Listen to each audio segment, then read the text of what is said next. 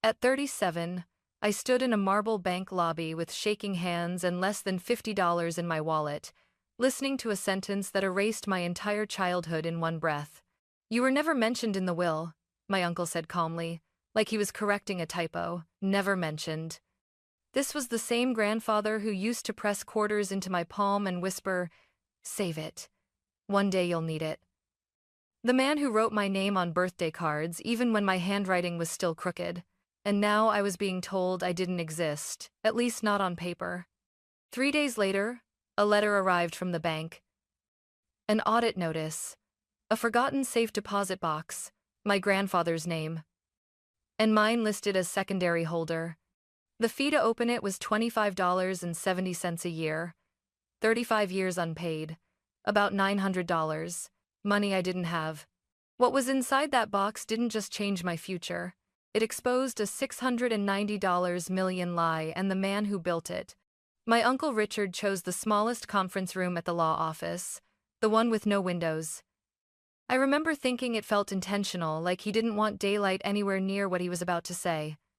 He sat across from me with his hands folded, expensive watch catching the overhead light every time he moved. Calm, polished, patient in the way people are when they believe they've already won. "You were never mentioned in the will," he said. "Not I'm sorry. Not this must be hard. Just a statement. Clean, final." I blinked, waiting for the rest of the sentence. Surely there was more. A footnote. An explanation. Something that would make it make sense. But Richard leaned back in his chair, already done. I stared at the papers spread out on the table. Legal language. Paragraphs I didn't understand. My grandfather's name typed again and again, as if repetition could replace his voice. "That can't be right," I said quietly. "I mean, I know I was young when Grandpa died, but—" Richard sighed. Not in anger, in inconvenience. "Chloe, you were too," he said. "You don't really remember him. You remember stories people told you." The words stung more than I expected, as if memory only counted if it was long enough. As if love had a minimum age requirement. "I remember enough," I said. "I remember him holding me. I remember—" "Emotion," Richard interrupted gently. "You're confusing emotion with facts." He slid the will toward me, tapping the last page with one finger. "This document was drafted, signed, and witnessed properly. The company, the properties, the investments, they were all left to me. There are no other beneficiaries." I looked at the signature at the bottom. It was shaky, smaller than the one I'd seen on old birthday cards my mom kept in a shoebox. "Grandpa was sick," I said. "He was on medication." Richard's jaw tightened, just for a moment. "He was lucid," he replied, "and very clear about his wishes." Clear. I felt heat rise in my chest. "So that's it? I just don't matter?" "That's not what I said," he replied smoothly. "This isn't personal, it's legal." Legal. The word landed heavy. I thought of my mom crying at the kitchen table when the funeral bills came in, of how Richard had promised to take care of everything, of how the company my grandfather built with his own hands somehow slipped entirely into one person's control. "And what about my mother?" I asked. "His daughter?" Richard avoided my eyes this time. "She wasn't mentioned either." The silence that followed felt thick, suffocating. He closed the folder, signaling the end of the conversation. "I know this is disappointing, Chloe, but dragging this out won't help anyone." I stood up slowly, my legs unsteady. "You're sure there's nothing else?" I asked. "No accounts, no letters, no—" "No," he said firmly. "There's nothing." As I walked out of the room, I realized something that made my stomach drop. Richard wasn't just confident, he was relieved. And for the first time, a quiet, terrifying thought formed in my mind. If he was lying, then he had been lying for a very long time. 3 months before that meeting, I still believed my life was uncomfortable but stable. I had a job coordinating operations for a mid-sized logistics firm. It wasn't glamorous, but it paid the bills. I told myself that was enough. Then one Friday afternoon, my manager called me into a glass-walled office and smiled the kind of smile people practice in HR training videos. "Restructuring," he said. Nothing personal. By Monday, my work email was deactivated.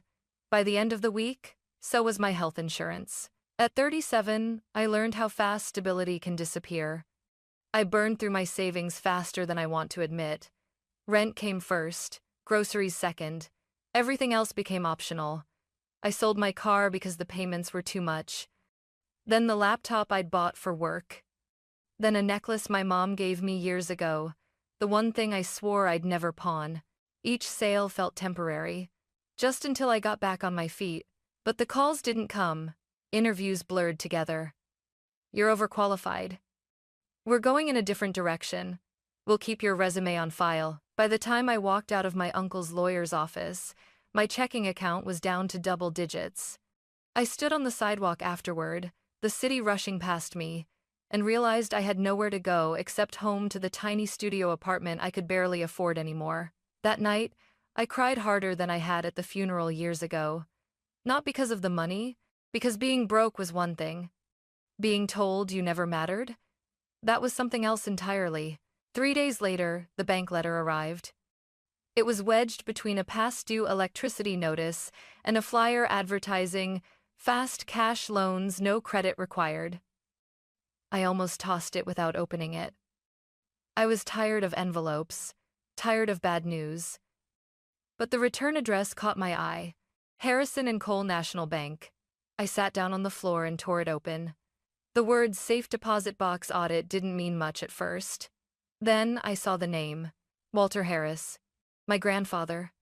My heart started pounding so hard I had to read the letter twice. According to their records, a safe deposit box opened 35 years ago had gone untouched. Fees had accumulated. Payment was required to prevent the contents from being surrendered as abandoned property. At the bottom, in smaller print, was a line that made my breath catch. Secondary holder, Chloe Harris. I stared at my name until the letters blurred. Richard had looked me in the eye and said there was nothing. No accounts. No letters. No anything. And yet here it was. A box no one had mentioned. A box with my name on it. I picked up my phone and dialed the bank before I could talk myself out of it. When the woman on the line told me the total fee, $25.70 per year, 35 years unpaid, roughly $900, I laughed. Not because it was funny, because I had exactly $41 in my wallet. I hung up and sat there in silence, the letter shaking in my hands. If Richard was telling the truth, the box would be empty, worthless, a dead end. But if he wasn't, then whatever was inside had been hidden from me on purpose. And for the first time since losing my job, I felt something stir beneath the fear and exhaustion. Not hope. Suspicion. The next morning, I counted my money 3 times, like the number might change if I stared at it hard enough. $41. That was everything I had to my name. I sat at my small kitchen table, the bank letter spread out in front of me, doing the math over and over. $25.70 a year, 35 years, just under $900. It wasn't a fortune. It wasn't even close. But it might as well have been $9 million. I called the bank again, hoping I'd misunderstood something the first time. There isn't a payment plan? I asked. Or anything like that? I'm sorry, Miss Harris, the representative replied politely. The full balance must be paid before the box can be accessed. Of course it did. I hung up and stared at the wall, my thoughts racing. I could ask my friends, but most of them were barely getting by themselves. My mom had passed years ago. Richard was out of the question. For a brief, humiliating moment, I even opened a payday loan website. The interest rates made my stomach turn. Borrowing money to maybe discover nothing inside a box felt reckless, desperate, and I was desperate but not careless. By that afternoon, I had made a decision. If that box was the only thing my grandfather ever left with my name on it, then I wasn't letting it disappear without trying. I started selling what little I had left. I listed my old camera online first. It sold within hours for a fraction of what it was worth. Then my bookshelf. Then the small dining table I'd eaten at since college. Each item leaving felt like erasing another piece of my life, but I kept telling myself it was temporary. I picked up a few short-term gigs organizing files, cleaning apartments, walking dogs for neighbors who barely looked at me when they handed over the keys. I worked until my back ached and my hands were sore. At night, I added the numbers on a scrap of paper. $60, $120, $275. It still wasn't enough. 2 days later, exhausted and frustrated, I stood outside the bank anyway. I don't know what I expected. Mercy, maybe, or a miracle, but my legs carried me there before my brain could stop them. The lobby was quiet, cool, almost intimidating. I approached the front desk and explained my situation again, my voice low. "I know I'm short," I said. "But if there's any way, any documentation I can sign, any extension." The woman listened without interrupting. Her nameplate read, Linda Parker. She didn't rush me. She didn't look at her watch. She just nodded slowly, as if she was piecing something together. "Let me pull up the file," she said. As she typed, I felt my chest tighten. This was it. One yes or no between me and whatever my grandfather had hidden away. She paused, frowned slightly, then clicked through another screen. "This box hasn't been accessed since it was opened," she murmured. "That's unusual." My heart skipped.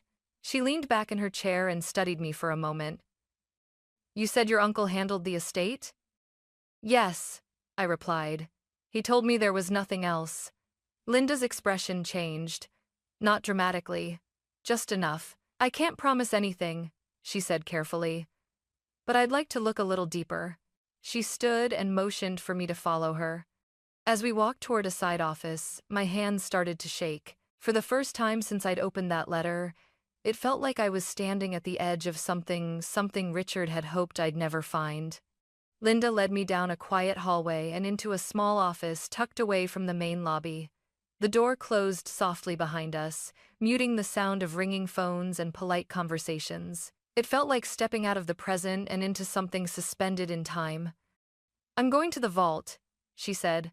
"I'll give you privacy once we open it." My mouth was dry.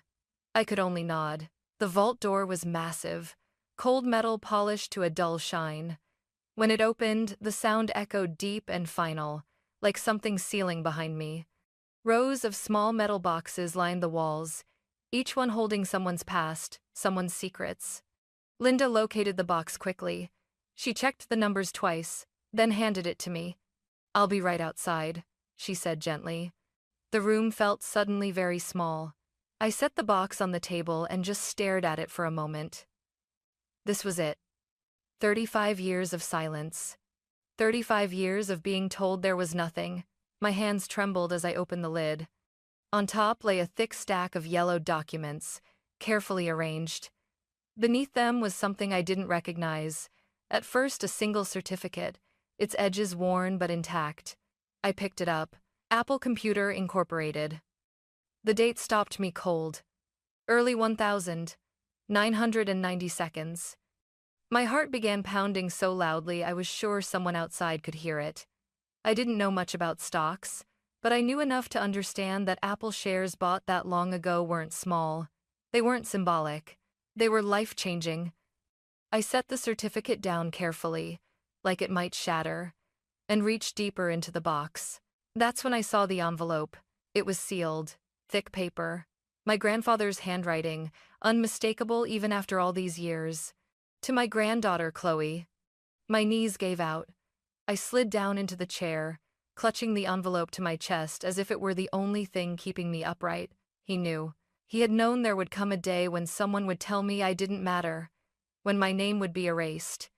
And he had written this anyway for me. I broke the seal with shaking fingers. The first line was simple. "My girl, if you're reading this, it means someone failed you." The words blurred as tears filled my eyes. I covered my mouth, trying to steady my breathing, but the weight of it all came crashing down at once. The loss, the lies, the years of quiet dismissal. He had left me something, not out of obligation, not as an afterthought, on purpose. As I turned the page, I realized this letter wasn't just an inheritance. It was a confession, and whatever it revealed was something my uncle had never wanted me to see. I read the letter slowly, afraid that if I rushed, the words might disappear. My grandfather's handwriting wavered in places, but his meaning was clear, painfully clear. "I didn't plan to leave you out," he wrote.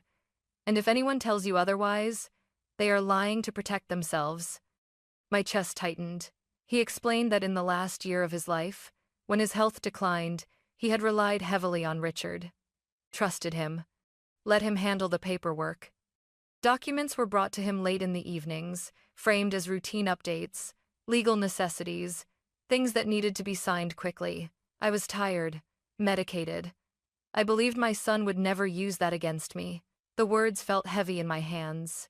He described moments of clarity brief, sharp windows where he realized something was wrong, accounts he didn't recognize, transfers he didn't remember approving, questions that were brushed aside with reassurances.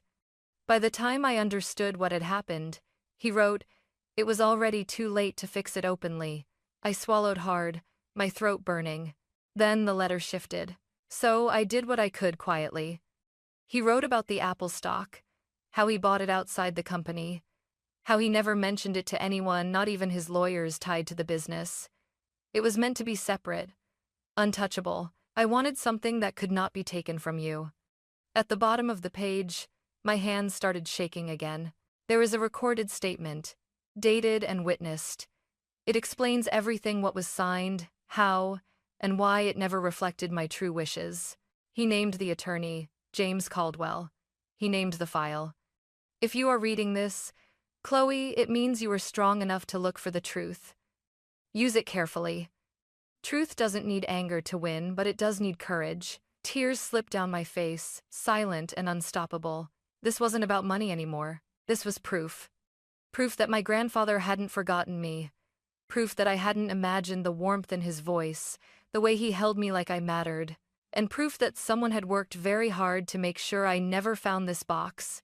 I folded the letter carefully and placed it back in the envelope, my hands steadier now. For the first time since Richard looked me in the eye and told me I didn't exist, I felt something solid take root inside my chest. Not hope, certainty.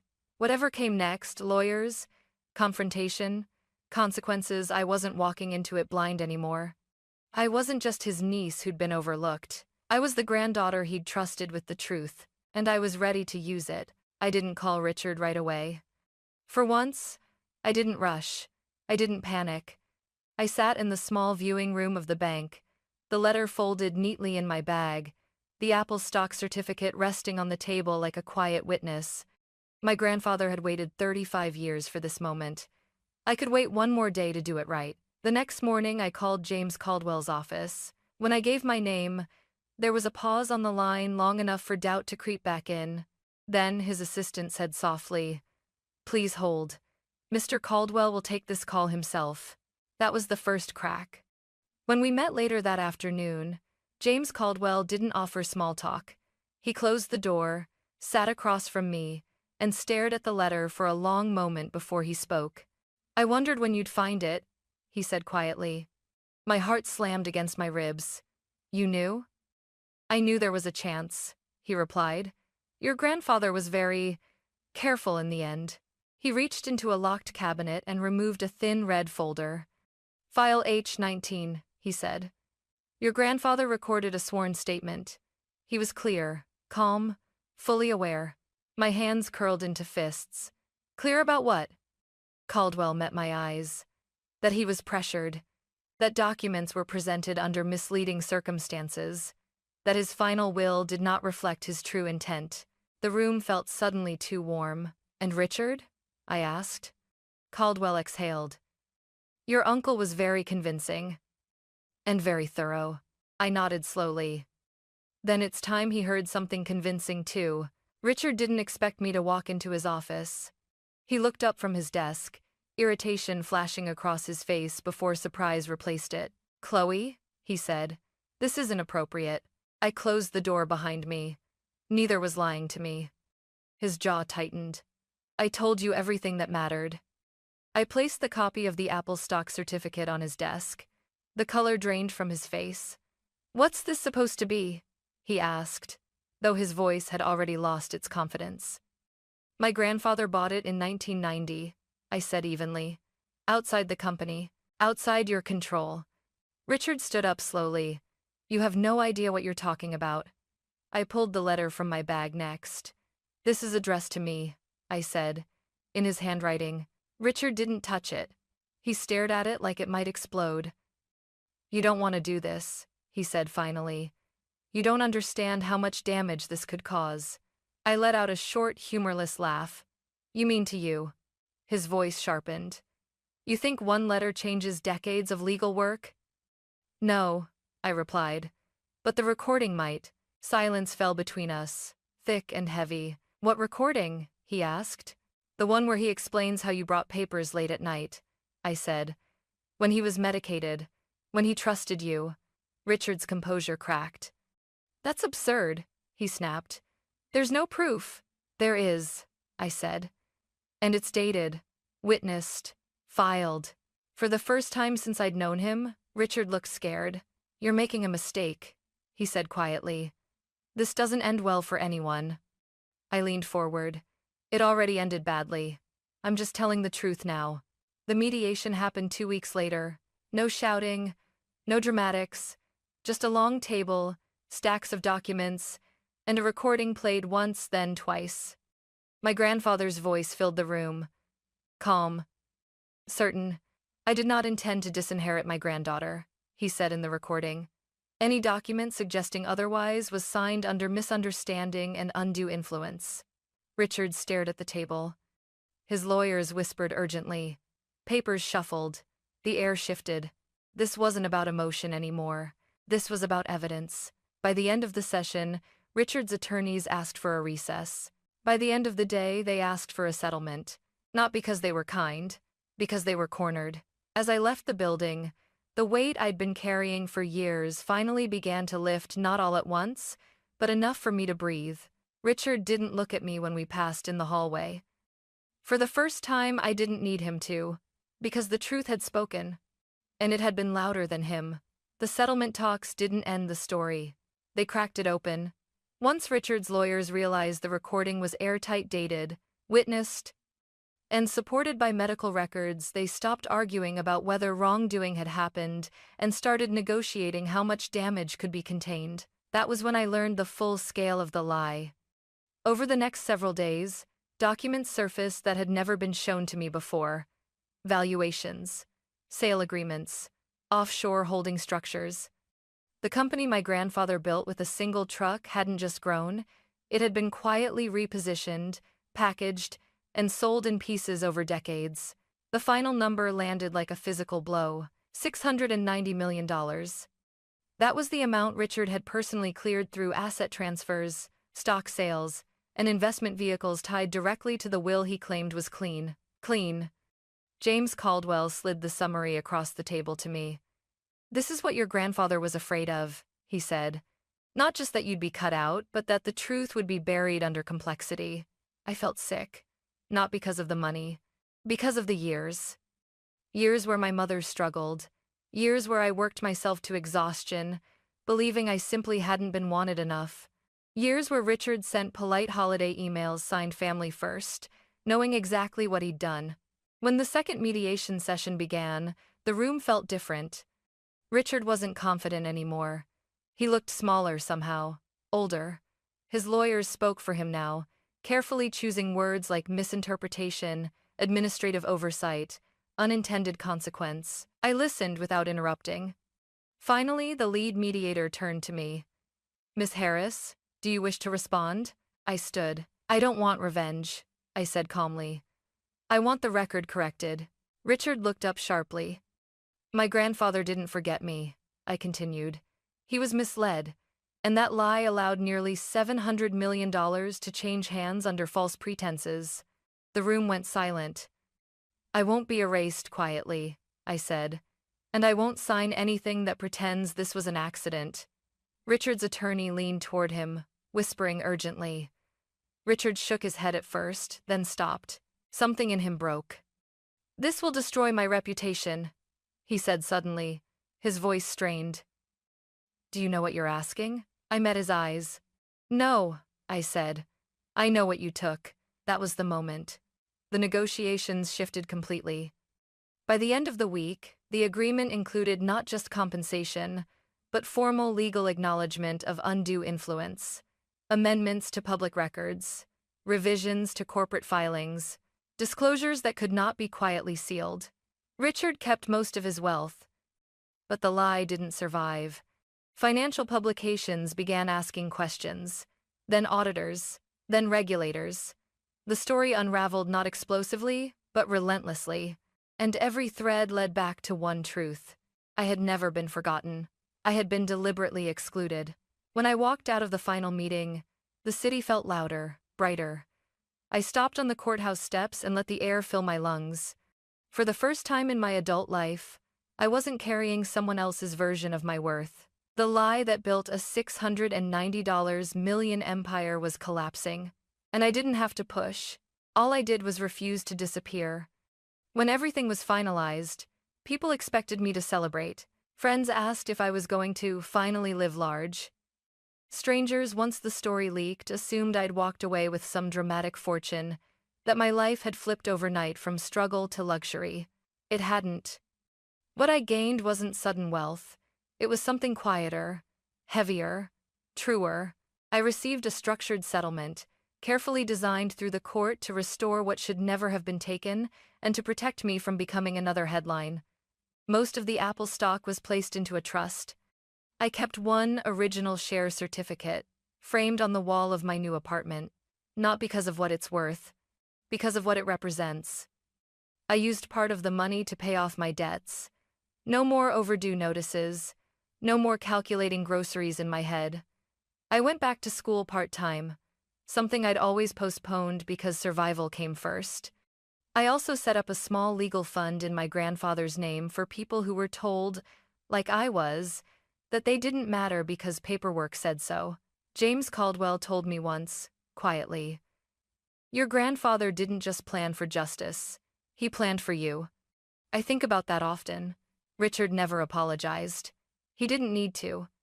The truth followed him everywhere after that, into boardrooms, into interviews, into every conversation where his name came up with a pause afterward. As for me, I stopped flinching when people talked about family, about inheritance, about legacy, because I finally understood mine. My grandfather didn't leave me millions to spend. He left me proof. Proof that love can be patient. That truth can wait decades and still arrive intact. And that even when the world tells you that you were never mentioned, never chosen, never counted, someone, somewhere, remembered your name. And sometimes, that is worth more than $690 million.